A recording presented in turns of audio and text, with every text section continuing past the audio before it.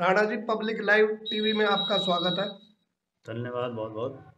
आज हम आपके क्षेत्र में आए हैं, वार्ड में आए हैं। आपका मैनिफेस्टो देखा है, जिसकी चर्चा मैंने करी भी है। जी सबसे पहले तो मैं ये पूछना चाहूंगा कि आप भाजपा में कब से हैं? देखिए सर, आपने बहुत अच्छा सवाल किया है कि मैं भाजपा में कब से हूँ। सही बात तो यह है कि मैंने भारतीय जनता पार्टी को अपने आप को समर्पित किया हुआ है और लगभग 8 साल से मैं भाजपा का कार्यकर्ता के रूप में मैं काम करता हूँ। संदेश देना चाहूँगा कि बिना किसी दलाल के सरकारी योजनाओं का लाभ आप तक पहुंचाने का काम हम लोग करेंगे और इसी जज्बे के साथ हम फील्ड में आए हैं और हम उन लोगों को, उन प्रत्याशियों को दिखाने का काम करेंगे जिन लोगों ने इस भोली भाली जनता को परेशान किया है। 5 साल तक उनका कॉल रिसीव नहीं किया है, उनके किसी काम नहीं आए हैं, उनको सिर्फ एक लैमचूस चुसाने का काम किया है कि आपने मुझे वोट नहीं दिया है, मैं आपको नहीं जानता हूँ। तो जी, भारतीय जनता पार्टी का अगर प्रत्याशी यहाँ से जीतता है, वो 24 घंटे जनता के बीच में रहेगा, उसकी समस्या का समाधान करेगा। ये राणा जी, यहाँ पे टोटल वोटर कितने हैं?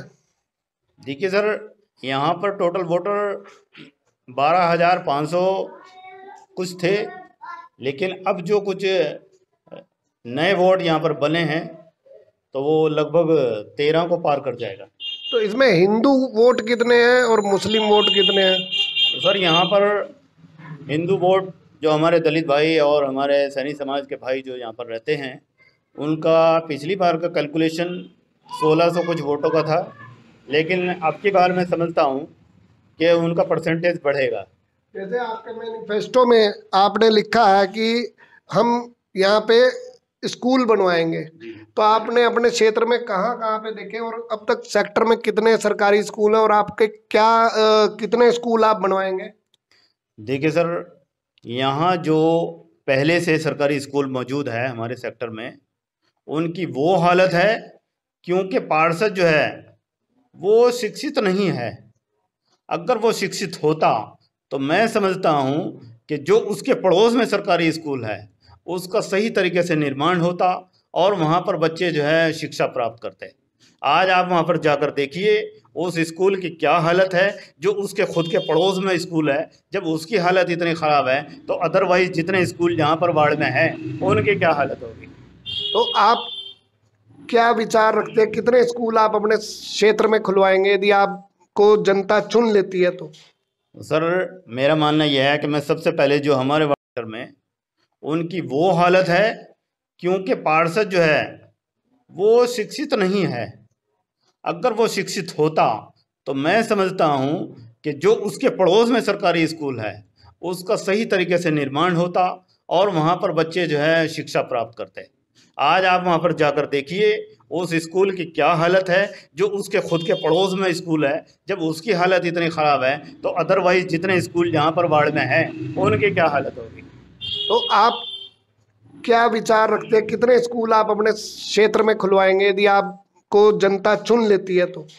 सर, मेरा मानना यह है कि मैं सबसे पहले जो हमारे वार्ड में स्कूल मौजूद हैं मैं उनको सुधारने का काम करूँगा और वहाँ के जो टीचर्स वहाँ पर बच्चों को शिक्षा देते हैं, मैं उनके लिए जो भी संभव हो सकता है मैं उनके लिए 24 घंटे तत्पर रहूँगा। उन्हें किसी भी चीज़ की प्रॉब्लम होगी सबसे पहले मैं उनके लिए हाजिर करूँगा, और ताकि जब शिक्षक सही होंगे तभी बच्चों की शिक्षा भी सही होगी। जी जी, ये तो बिल्कुल सही बात है। अच्छा, आपने एक और चीज लिखी है कि आप यहाँ पे शौचालय के भी निर्माण कराएंगे। अब तक क्षेत्र में कितने शौचालय हैं? देखिए सर, यहाँ पर शौचालय की बड़ी प्रॉब्लम है। यहाँ पर मुश्किल से मुश्किल जो है 20-30 शौचालय यहाँ पर बने होंगे, और मैं समझता हूँ हमारे माननीय प्रधानमंत्री श्री नरेंद्र मोदी जी का मैं शुक्रिया अदा करता हूँ कि उन्होंने हिंदुस्तान को वो पैगाम दिया है जो कोई नहीं सोच सकता, वो हमारे प्रधानमंत्री जी ने सोचा है। शौचालय का जो सोचा है वो बड़ा इम्पोर्टेंट। जी जी जी। ठीक है सर। तो हमारे माननीय हमारे प्रदेश के मुख्यमंत्री माननीय श्री योगी आदित्यनाथ जी का भी मैं धन्यवाद करता हूं कि उन्होंने हर सरकारी योजना बिना किसी भेदभाव के और बिना किसी भेदभाव के जनता के बीच में पहुंचाने का काम किया है। तो मैं दिल से अपने माननीय योगी जी का धन्यवाद करता हूँ कि उन्होंने सबका साथ, सबका विकास और सबका विश्वास जीतने का जो सिस्टम बनाया है। तो मैं समझता हूँ कि मुस्लिम आज अगर भाजपा की ओर चला है, मेरा आपने देखा होगा ये बड़ा इम्पोर्टेंट है जो मैंने अपना नारा दिया है, करता हूँ कि उन्होंने सबका साथ, सबका विकास और सबका विश्वास जीतने का जो सिस्टम बनाया है। तो मैं समझता हूँ कि मुस्लिम आज अगर भाजपा की ओर चला है, मेरा आपने देखा होगा ये बड़ा इम्पोर्टेंट है जो मैंने अपना नारा दिया है। मैं समझता हूँ कि हिंदुस्तान में सबसे इम्पोर्टेंट नारा ये मेरी तरफ से गया है, क्योंकि ये मेरा अपना है। मैंने उसमें लिखा है मुस्लिम चला भाजपा की ओर। तो इसमें कोई शक नहीं है, मुस्लिम 101% भाजपा की ओर चला है।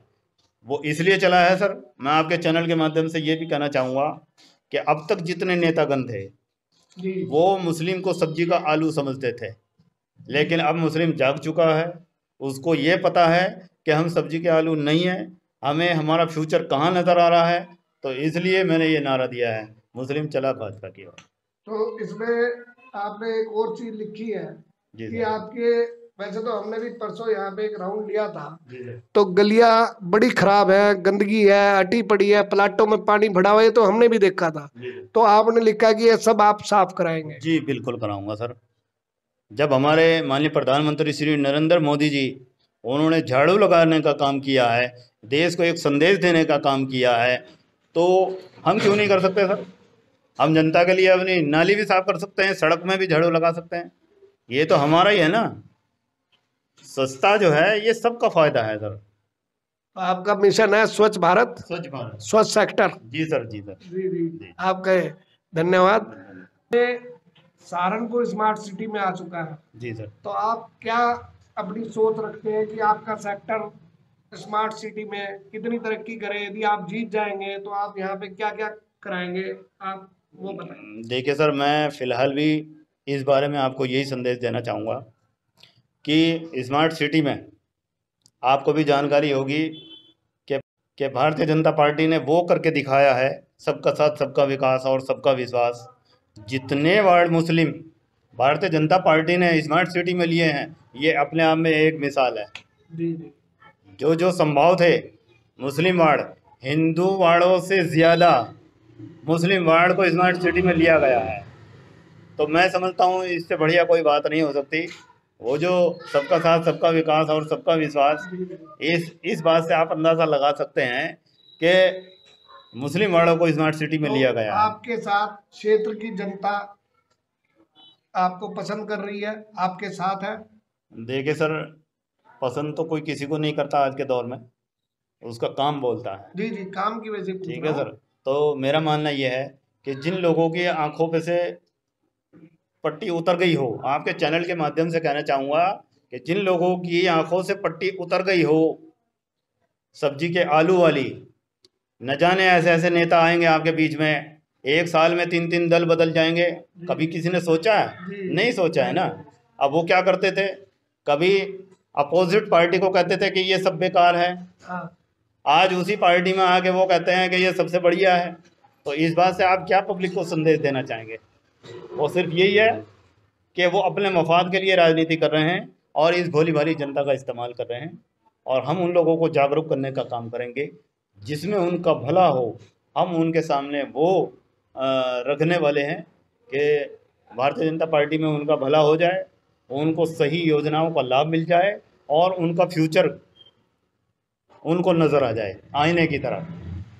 तो मैं एम इस्लाम राणा जी ने हमारे साथ चर्चा की और क्षेत्र की जनता को हमारे टीवी चैनल के माध्यम से काफ़ी कुछ कहा। तो मैं मनोज मिड्डा, कैमरामैन कलीम अंसारी के साथ, सहारनपुर सेक्टर